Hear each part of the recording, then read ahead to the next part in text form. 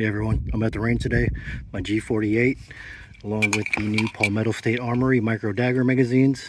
My initial overview, I just went over some of the unboxing type stuff. Today I'm actually going to run it through its paces and do some shooting.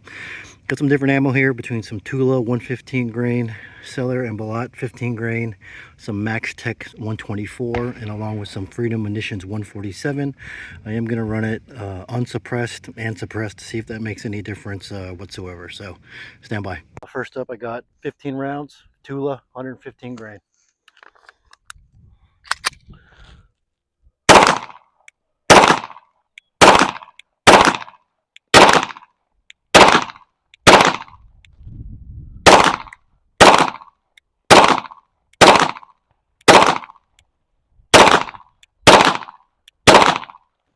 All right, all 15 rounds, no issues.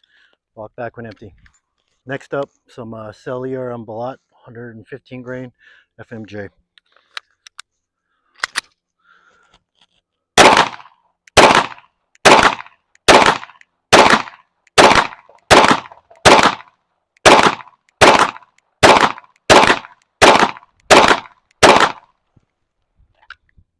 No issues. Slide lock back. Next up the bat is some Max Tech 124 grain full metal jacket.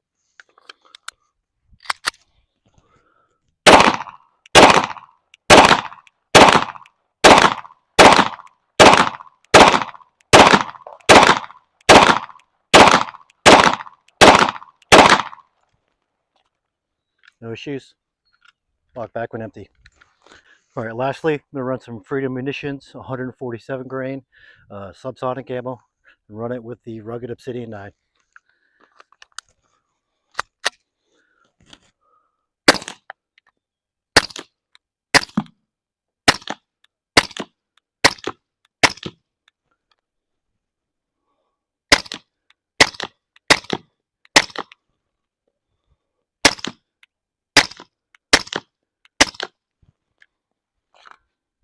Empty, locked back, no issues. All right, everyone, so that is part two of my Palmetto State Armory Micro Dagger 15 round magazine review. I'm actually getting some range time on it, as you saw, between the 4 different types of ammo, full mags each, no issues. You saw in the video, I ran the second mag that I have through the same paces, no issue, and then went back and forth and shot an undetermined amount of rounds afterwards. If I had to guess, I want to say I went through like about another box and a half, so not a ton of rounds.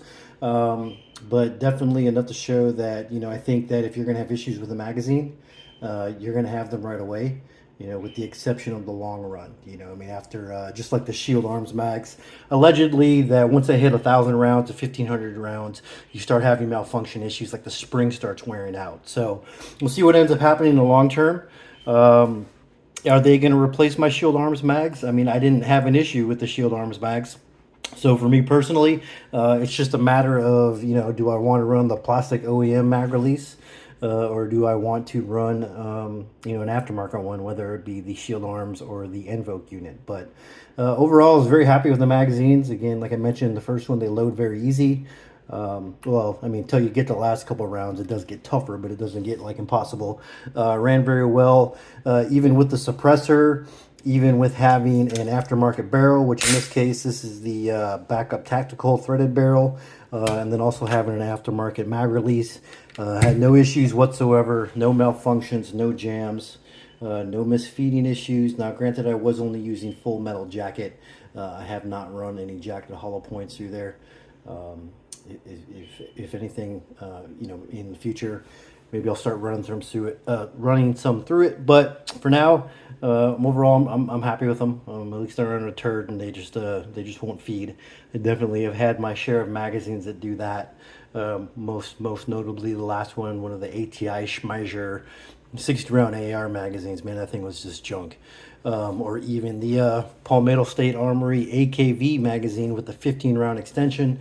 That thing would not feed for anything. So again, my opinion, from what I've seen, if you're going to have issues with a magazine, you're going to see them within the first couple mags. which I didn't have any with here. So hope it helped you out.